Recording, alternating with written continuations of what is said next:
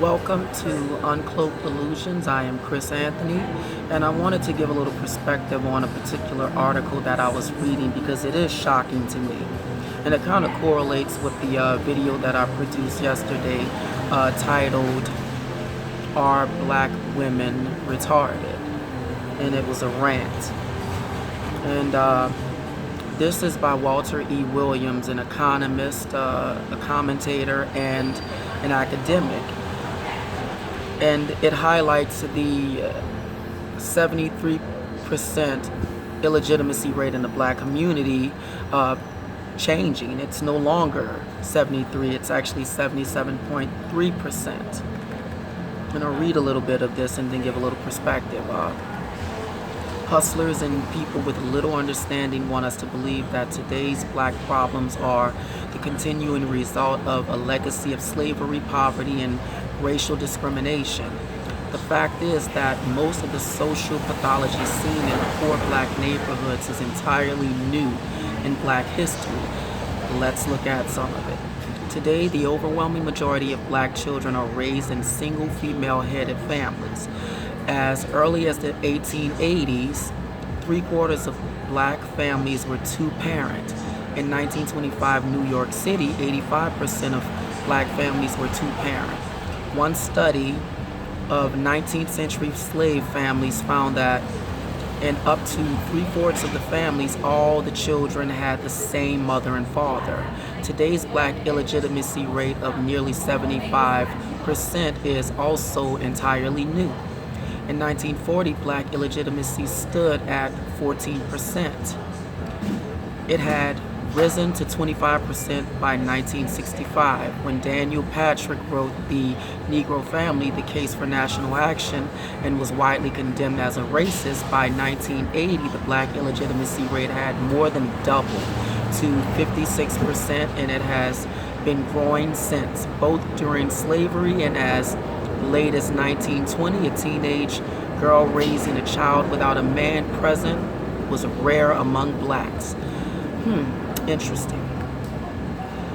Much of today's pathology seen among many blacks is an outgrowth of the welfare state that has made self-destructive behavior less costly for the individual.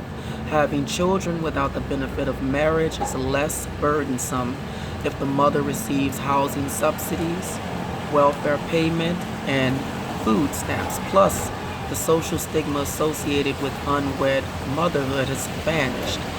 Female-headed households, whether black or white, are a ticket for dependency and all of its associated problems. Ignored in all discussions is the fact that the poverty rate among black married couples has been in single digits since 1994. Interesting.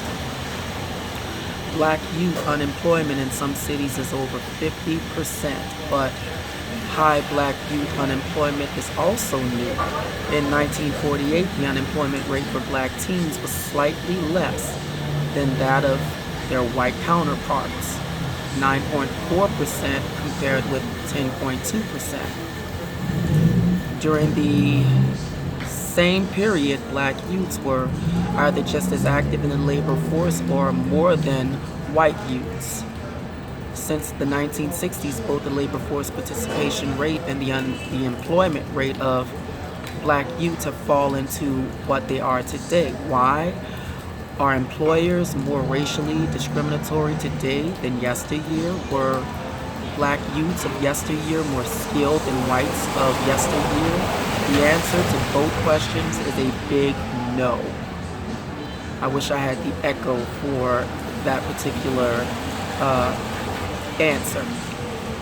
The minimum wage law and other labor regulations have cut off the bottom rungs of the economic ladder. Put yourself in the place of an employer and ask, if I must pay $7.25 an hour, plus mandated fringes, such as Social Security and workers' compensation, would it pay me to hire a worker who is so unfortunate as to possess skills that enable him to produce only $5 worth of value per hour? Most employers view that as a losing economic proposition. Thus, the minimum wage law discriminates against the employment of low-skilled workers, who are most often youths, particularly black youths. The little bit of money a teenager can earn through after-school, weekend, and summer employment is not nearly so important as the other things he gains from early work experiences. He acquires skills and develops good work habits such as being prompt, following orders, and respecting supervisors. In addition, there are the self-respect and pride that a youngster gains from being financially independent. All of these gains from early work experiences are important for any teen, but are even more important for black teens. If black teens are going to learn anything that will make them a more valuable employee in the future, they aren't going to learn it from their rotten schools, their dysfunctional families, or their crime-ridden neighborhoods. They must learn it on the job. The bulk of today's problems for many blacks are a result of politicians and civil rights organizations using government in the name of helping blacks when, in fact, they are serving the purpose of powerful interest groups. Now, I have been saying this in a great deal of my videos, whether it's dealing with blacks or dealing just with Americans in general. Mind you, 77.3% of an illegitimacy rate in the black community alone. And my question that I pose is, who is responsible for this? Let's not look at government programs subsidizing and welfare and all of these notions, because quite frankly, women are the first and last result of whether a man is going to sleep with them, and especially sleep with them unprotectedly. So that's why I posed the question, who's at fault? Who's at fault with 77.3% of the children being born without both parents as a unit to raise this child?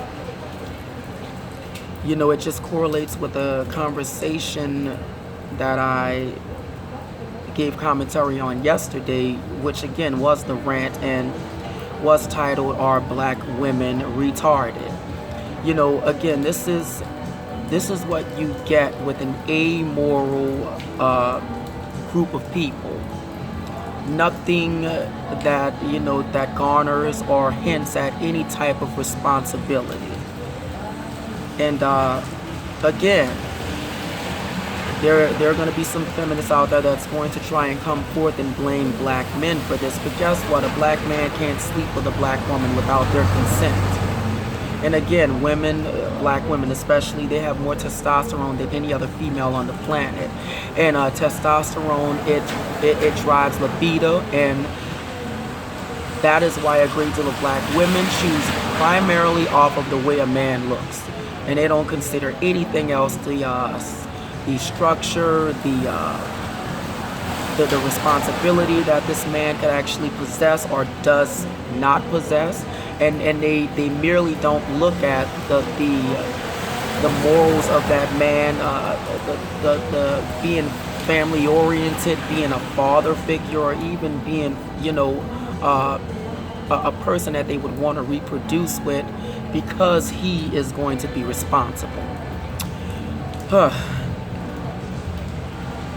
And then in the end of the article, the bulk of today's problems for many blacks are a result of politicians and civil rights organizations using government in the name of helping blacks, when in fact they are serving the purposes of powerful interest groups. I've been saying that as well, that look at your Democratic Party and just look at every black neighborhood and community, and you see how decadent and dilapidated it is. But it's not only decadent and dilapidated in the units, it's decadent and dilapidated in the souls and the hearts of the black people, women and men. But again, the women are responsible, and I hold them responsible, because without their consent, women, men could not sleep with these women.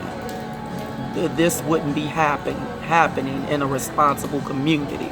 And as I've said before, we don't have a community because without a two-parent unit, without mothers and fathers producing civilized and productive members of society, we don't have a community. We just have a savage nation, basically. A community that's based on savagery and that has no morals, no heart, no economy whatsoever. So this is what we're seeing. You give me your feedback on this. Like, subscribe, share the video. Yes, share the video. This needs to be something that we put in the minds and the faces of many people. 77.3% of children born in the black community is from fuckery. It's because these women can't control their fucking selves and make these pathetic ass men, since it seems like that's all they attract, wear condoms. And no one is responsible for that but the women. You cannot put this on men.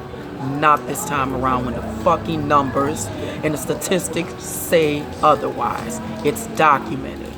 You are some irresponsible fucking females. I digress. Again, like, subscribe, share the video, leave your comments. Let me know how you feel about this. Women who aren't sexually irresponsible like this, then this doesn't apply to you. You have absolutely no reason to get up in arms about it. But you should be ashamed of the more than doubled or tripled even illegitimacy rate going on in the black community, because guess what? It may not apply to you, but this is the bulk of the black women. This is a representation of you when the world looks at black Americans. Again, as I said, black women are deemed undateable. No civilized, no productive, no successful black man wants to deal with a black fucking woman. And every single time, in every case that you see it, it ends badly. And then that man goes on to another race of females because he realizes that there is no value coming from a black female. I am Chris Anthony, and I am a little annoyed with this and disturbed by it, and I fucking feel like women especially should be as well, because all this says is all you are and only thing you have to offer is being promiscuous and being whores. This is all it says. You have nothing else going on. Again, the black network medium for females, it's $5 fucking. This is what you are worth. $5. I'm Chris Anthony, and I am out.